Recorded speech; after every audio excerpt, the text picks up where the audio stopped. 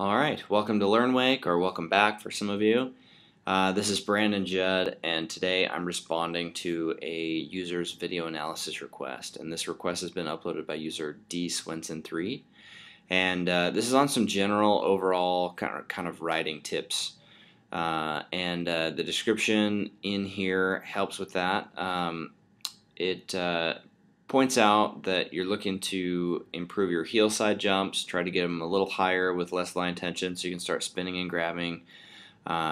You've been watching other users' videos and wanting to replicate some of that stuff. Trying to get more consistent on your toe side wake to wake, and just overall improving your riding. It's good to know kind of what you were doing in what parts of the video, and you are accurate in this last little part here where you're talking about putting the handle in the right position so that your board is angled properly, and your toe side wake to wake when you're trying to lean and create line tension of leaning down your back arm. That's correct. So you're on the right track here, and you're in a very, very common place, especially for our members. So there's going to be a lot of resources here on LearnWake to help you progress and get over some of the roadblocks in front of you. So the first thing I want to do, since this is so much information, normally we like to have our video analysis requests be a little more specific on one thing you're getting held up on, or if it's just kind of a general thoughts. So it's kind of hard to balance that, so I don't want to go too long in this video. So instead of going through every piece of this 6-minute video, I'm going to focus on 3 specific things, and I'm going to use 2 jumps to show those 3 things. The first jump is a heel side front side 180, and the issues you're having on your heel side straight air jumps are also occurring in this 180. So we're going to talk about it in regard to all of your jumps, even though this is a 180. And then I'll give you a little bit of advice on how to make your 180 more consistent. And then we're going to move on to your toe side and suggest a toe side drill briefly. So let's start with this heel side jump. And it's really in one spot. So I slowed this down a little bit to see. So you just flattened off. You can see the spray is facing shore now. So anytime you're edging on your toes, the spray from your board is going to be coming out of your heels, and then when you flatten off and start edging back toward the wake, you'll see the spray come out of your toe side. So this is an indicator that you have flattened off completely and that you're now coasting on your heels. So what this tells me is at this point, and you kind of hover in this tall position and just kind of chill there. It's a lot easier on your quads to do it this way, because otherwise you'd have to be seated and stay seated out there, which makes your quads kind of sore because you're sitting in that invisible chair sort of thing. And then you don't sit down until right here. So this is your more seated position. It gets a little deeper when you get a little closer to the wake, and then you start to stand tall again. So the main problem we're running into is the timing of when you sit, and we have a video for that called Heel Side Jumps, the Perfect Setup. And one of the problems that it outlines in here is coasting tall in edging back into the wake. So this is Kyle showing that example of coasting tall and then sitting late like you are. He'll pause it and talk through this each piece of the way, but you get on a hard edge whether you like it or not when you sit, and then it forces you to flatten off at the wake, which makes your pop a little less consistent. So I would recommend watching this video called Heel Side Jumps, the Perfect Setup, and know that I've sort of diagnosed your issue being that you're sitting too late. Ideally you'll want to edge out and sit really early, so let's cue that up. So right here, you'll notice Kyle's already in kind of a seated position, whereas you were just chilling really tall. And it's hard because your quads are going to burn for a second, and it's going to be very tempting to really crank in on a hard edge, but you have to wait and save that edge until right here. And then you can stand fully tall and get all that nice pop, and the line tension soft, and everything's really, really cheeky at that point. So hopefully that video will really clean that up in your mind, and practice that a bit. That'll help everything be a little easier, a little smoother. So now for the 180 portion, and really the only issue with your 180 is that you are rotating a little early. If you rotate the 180 on the way up, it'll put you on your heels when you land and not allow you to pitch over. So you'll see right here your board has barely left the water and you're already starting to turn front side, and you're at a full 180 pretty much right here, even though your board is not twisted all the way. So it's more like a 160, and you're already done with most of the rotation by your peak, and then you get stuck and you can't really rotate any further than that, which puts you on your heels with the board not pointed enough, and then you slip out. So instead, what you'll need to do is you'll need to wait. It should look like a normal wake jump all the way until about here. You could still be on your heel side jump position until here and then do the 180. You have plenty of time. I mean, if you can do an ollie 180, it's not the amount of time in the air that you're struggling with to twist the board that far. It's more that you want to set yourself up so you can land on your toes, and waiting is going to help you. Another thing you can do is right before you make your attempt, you can get on your switch toe side, get one-handed, try and point the board toward shore, almost over twist the board a bit, and then edge switch toe side on a nice hard edge away from the wakes. What this does is it trains your brain into knowing what edge you should be landing on.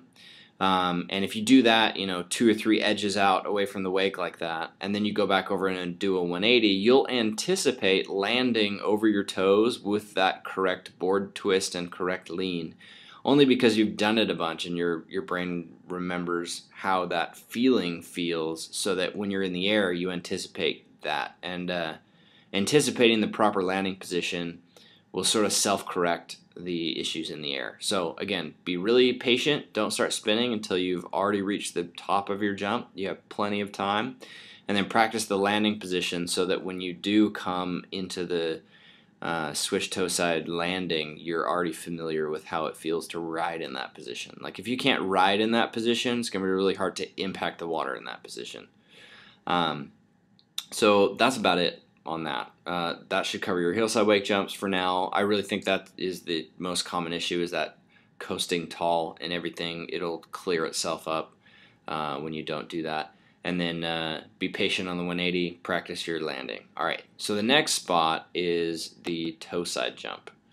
And the only issue I see is you're facing kind of the wrong direction and not twisting and leaning enough. So right here, you'll see your chest. It's really hard to tell because of the lighting and how far away you are, but your chest is sort of facing the way you're going a lot. And then when you stand through the wake, you kind of fold a little. You'll see you're in this broken position and facing that way.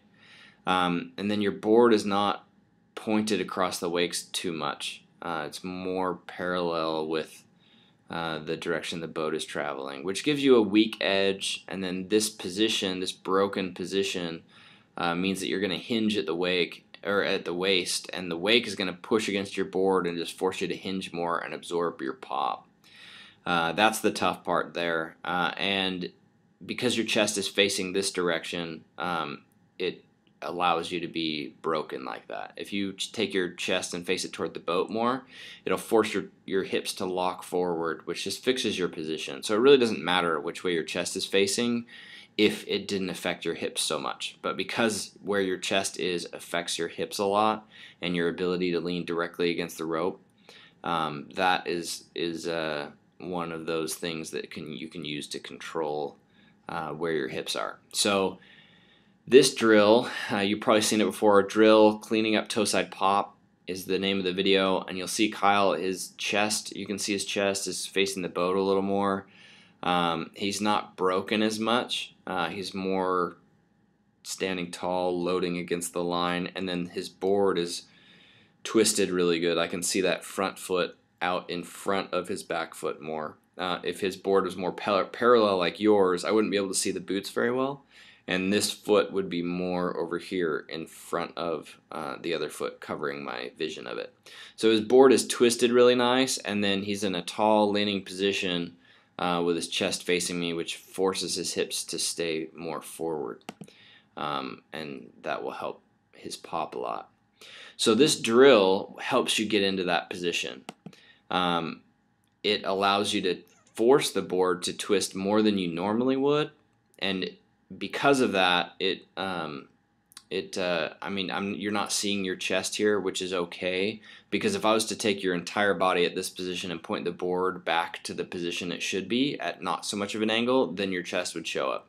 So you're just exaggerating this twist even more than you normally ever would, so that if you go to an extreme and get comfortable at the extreme, anything less will feel simple and easy. So this is that type of drill where it's going to put you in an extremely awkward twisting position right at the face of the wake, so you can train yourself to feel comfortable there. But once you've gotten that comfortable, then the wake jump will feel even better. Right now your toe side jumps probably feel a little uncomfortable, which is why you're coming at it in somewhat of a timid body position and a timid edge. But practicing this will help a lot. It'll really clean it up. But that's about it. Everything else looks like you're in the right spot. The stuff you mentioned you're working on is really good. Keep working on some of that stuff. But I would even suggest trying some heel side, front side shifties. Try grabbing the board. You could even start in on an invert on your heel side, or get those 180s more consistent and start doing some cuffed surface drills, and start working on some 360 drills so you can move forward in that. Do some re-entry ollies at the wake.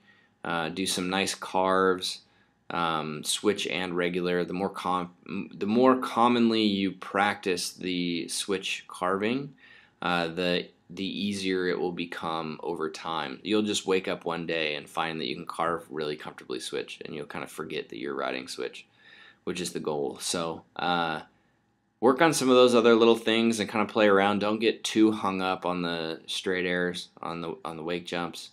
If you get too hung up on those, then it can actually impede your progression.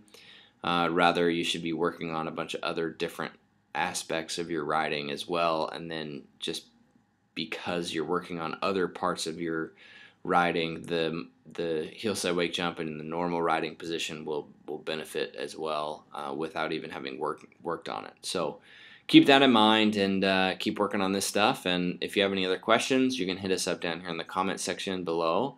You can also work on something specific. Say you're having a real hard time with the 180, and you feel like you've implemented the things we suggested. You could just film specifically a couple 180 attempts and submit those, and then we could fix just the 180. Or you could try a back roll or a tantrum, and we could work on that, or whatever. But if you submit something specific, it'll be a little easier to give you more direction. But every once in a while, these are good to see everything generally, and you're ready to start progressing. So keep us posted, and we'll see you around the site.